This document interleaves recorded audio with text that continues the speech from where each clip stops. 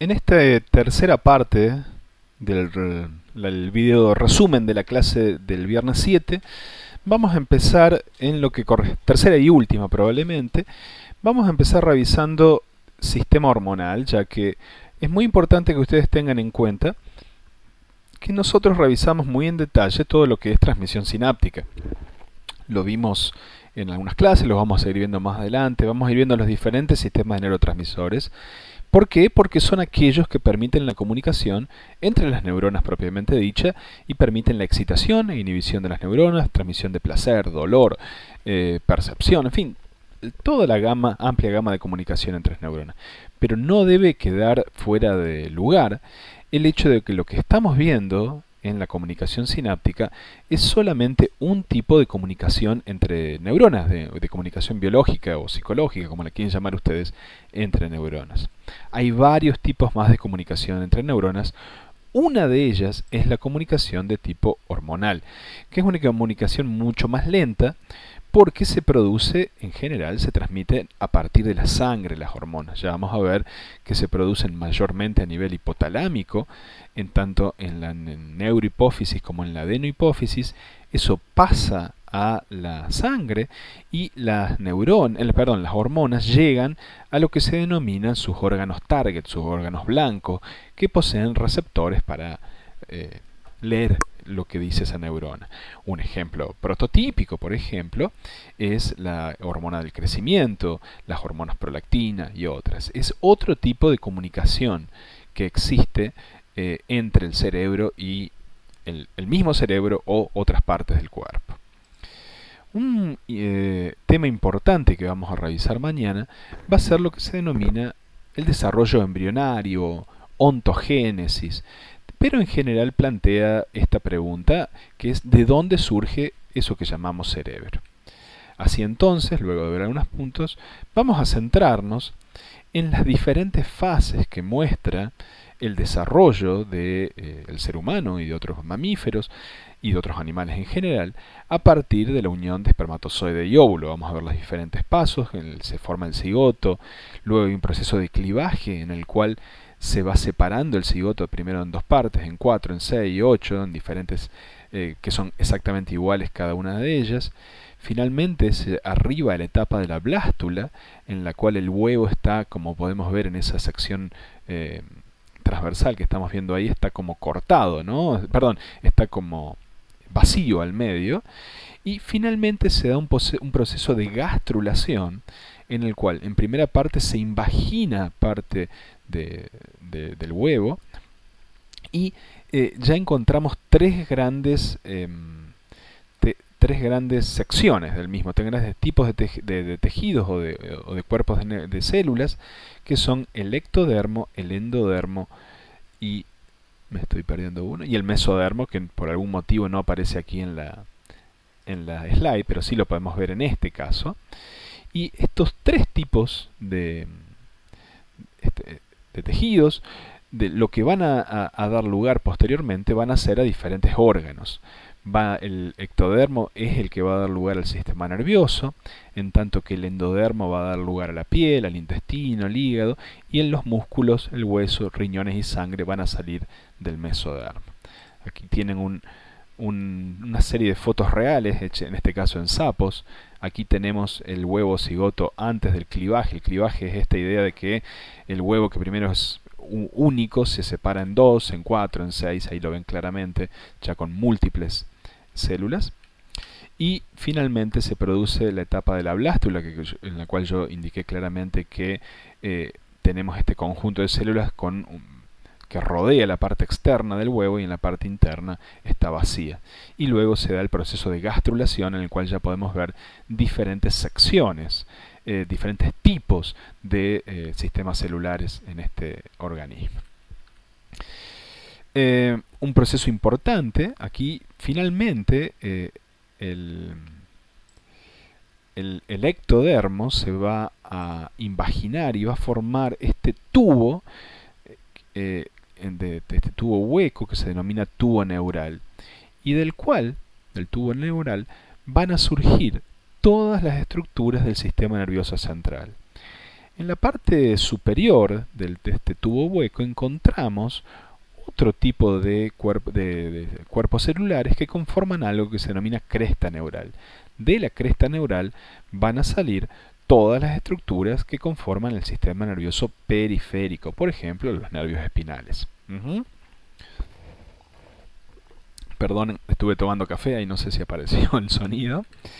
El tubo neural, a su vez, tiene un proceso típico de expansión que se van dando abultamientos, por los cuales, particularmente en la sección más cefálica, que en un primer momento encontramos una etapa de 3 procesos con prosencéfalo, mesencéfalo y rombencéfalo.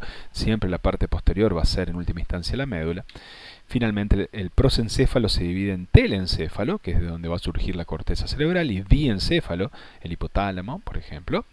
Una sección mesencefálica que nunca se va a dividir, y la última sección se divide en metencéfalo y en mielencéfalo. Esta última sección, por ejemplo, es donde va a estar el bulbo raquídeo. Así que este es un punto muy importante que tienen que ir recordando. Estos son los puntos más básicos, más elementales del proceso ontogenético que va a dar lugar al sistema nervioso central. Más allá de esto, el núcleo central de la clase va a estar dirigido a hablar de tronco cerebral. El tronco cerebral es el conjunto de estructuras que ligan el cerebro propiamente dicho, es decir, el telencéfalo, la corteza cerebral y esas secciones, más el hipotálamo, es decir, el diencéfalo, que une esa parte con la médula espinal. Esa especie de conector se denomina tronco cerebral. Y el tronco cerebral propiamente dicho está formado por 3 grandes estructuras. La más inferior de todas, la más caudal, es la denominada bulbo raquídeo, que también la van a leer en el libro, en el SNEL, como médula oblonga. Por encima de ello encontramos el puente o protuberancia, que en su cara anterior es como una especie de cáscara con grandes fibras que lo van atravesando entre ellas, que la van atravesando a esta cáscara. Aquí lo ven la cara posterior del tronco cerebral, y la parte superior del tronco cerebral, que directamente se liga con el telencéfalo y el diencéfalo, se denomina mesencéfalo. Aquí ven una visión posterior del tronco cerebral en la que podemos ver, a mano izquierda quiero decir, ¿no? Podemos ver el bulbo raquídeo médula oblonga, la sección intermedia donde están el número 12, 13 y 14 es el puente, y la sección donde están los números 7, 8, 9, 10 y 11 es el mesencéfalo, y esas montañitas que se pueden ver son unas estructuras muy características del mesencéfalo que se denominan tubérculos cuadrigéminos. Si bien no forma parte del tronco cerebral, es importante ver algunas cosas que están pegaditos, cerquitas de esa zona, que son justo por encima del tronco encontramos el tálamo, en tanto que en la parte más lateral encontramos el cerebelo, y de hecho el cerebelo y algunas estructuras del tronco se juntan para configurar lo que es la pared y el techo del cuarto ventrículo. El cuarto ventrículo es una de estas cavidades llenas de líquido cefalorraquídeo que se encuentran en el sistema nervioso central. Es muy importante que vengan mañana a la clase porque, entre otras cosas, vamos a hacer un repaso de lo que es médula espinal. La médula espinal la van a ver más adelante en una clase que va a dar el doctor Mías, que seguramente se va a extender mucho sobre el tema y la va a dar muy claramente, pero es importante que en esta clase hagamos un primer repaso. ¿Por qué? Porque y esto es importante cuando estén estudiando, muchas de las estructuras, de los núcleos, de los fascículos que atraviesan tronco cerebral, mesencéfalo y protuberancia, en realidad no es que nacen ahí, sino que son parte del, entre comillas, cablerío que proviene de la médula espinal. Por lo tanto, si uno estudia mesencéfalo o tronco cerebral sin haber entendido antes cuáles son los haces que recorren la médula espinal, y si son sensitivos o motores, uno puede quedar un poco como perdido, ¿no? En la neblina sin saber, o entendiendo que son solo palabras y uno no le va a quedar muy claro. Así que una cosa muy importante que vamos a ver mañana, vamos a ver qué es la médula espinal, que ya sabemos que es como la parte del cerebro. Esperen que tome un poco más de café. Que es como la parte del cerebro, perdón, del sistema Es una parte de sustancia gris y sustancia blanca que está adentro de ese conducto espinal que está a su vez rodeada por la columna vertebral y protegido por la columna vertebral. No nos vamos a detener tanto aquí ahora, de hecho la idea es que vengan mañana, pero la idea central es que vean bien cada una de estas cosas que estamos viendo aquí. A mano izquierda podemos ver todo lo que son los fascículos descendentes, es decir, los, entre comillas, cables y vías que provienen desde el cerebro y que impactan sobre la médula, dentro de la médula. El más importante de todos es el denominado córtico espinal, aquí lo vemos como córtico espinal lateral, que es el que proviene, es decir, los axones que estamos viendo ahí, provienen en última instancia de la corteza motora, es decir, son aquellos que nos permiten efectuar los movimientos musculares distales, más simples como mover un dedo, por ejemplo, o mover el pulgar y cerrar la mano para tomar la taza que estaba usando hasta hace un segundo. Entonces, el más importante ahí es el córtico espinal lateral.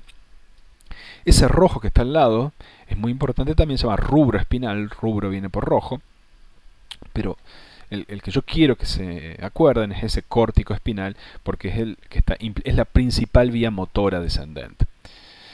Por el otro lado, en los fascículos ascendentes tenemos todo lo que es el fascículo, o fascículo sería un conjunto de axones, ¿no? Son fibras, vías. El fascículo espinotalámico anterior y el fascículo espinotalámico lateral. Ambos son los que se preocupan de todo lo que es la información de tacto, temperatura, dolor, tacto, presión y todo ese tipo de funciones sensitivas. A su vez, también muy importante, es el fascículo grácil, que está aquí, o la vía grácil, y el fascículo cuneiforme, que van a subir para arriba por la médula y van a impactar mucho más arriba sobre los núcleos grácil y cuneiforme. Aquí lo vemos de nuevo. Esta es la figura que ustedes van a tener en el Snell, que como siempre les recuerdo que hay diferentes versiones del Snell. Las unidades que ustedes van a encontrar nombradas en el programa son de la versión más vieja, de la segunda edición de 1990, pero hay un montón de ediciones más nuevas. La edición más nueva de la séptima edición tiene este tipo de imágenes más bonitas. Vamos a repasar las principales vías sensitivas y motoras, y aquí ven un detalle de lo que estábamos hablando antes, por ejemplo, a nivel de las vías de lo más grueso de sensitivo, que es dolor y temperatura, que está procesado por el tracto espinotalámico lateral. En tanto que lo que es tacto ligero y presión está procesado por el tracto espinotalámico de tipo anterior. Finalmente, ya la parte más fina de la sensibilidad, lo que nos permite, por ejemplo, saber dónde nos están tocando, en qué parte del cuerpo, la distancia entre, si nos ponemos dos agujas muy cerquita entre ellas, evaluar la distancia que hay entre dos sensaciones táctiles. Ese tipo de tacto más fino está procesado por esos fascículos grácil y cuneiforme.